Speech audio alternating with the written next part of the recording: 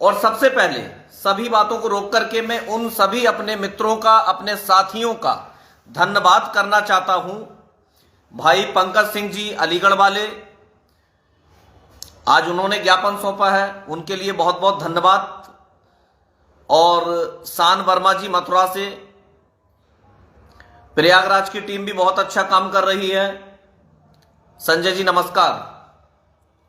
इसके अलावा अभिनव सिंह जी मैनपुरी से, उन्होंने न्यूज निकलवाई थी जिस दिन हमने ट्विटर ट्रेंड वगैरह कराया था, उस दिन भी उन्होंने न्यूज निकलवाने का कार्य किया था। तो हमारे जितने भी जनपद के सक्रिय लोग हैं सब बेहतर कार्य कर रहे हैं और उसके लिए मैं सभी को बहुत बहुत धन्यवाद देता हूं, क्योंकि प्रत्येक स्तर से जगह जगह पर हमारा मामला बना रहना चाहिए। कहीं से भी यह ना लगे कि हम लोग किसी भी तरीके से शांत हो गए हैं। इसी के संबंध में मैं आप सभी लोगों को यह भी बताना चाहता हूं कि जिस तरह से आप सभी लोग धरने की बात को कह रहे हैं कि एक बड़ा आंदोलन होना चाहिए, सभी टीमें शांत बैठ गई हैं, इस तरह की जो बात आप लोग कर रहे हैं उसके विषय में मैं आपको बताना चाहूंगा कि ऐसा नहीं है कि हम लोगों की आधिकारिक स्तर पर बात नहीं चल रही है, शासन स्तर पर बात नहीं चल रही है।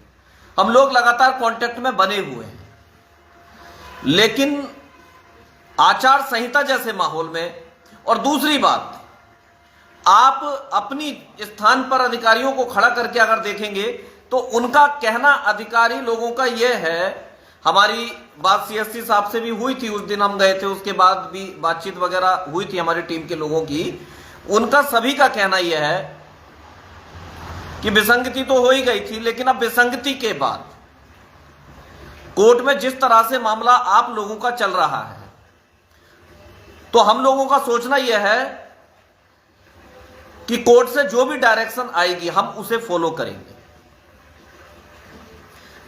सभी भाइयों से पुनः कहना चाहता हूं कि सभी जनपदों में लाइव सेशन को भेज दें, लिंक कॉपी करके पेस्ट कर दें, शेयर कर दें।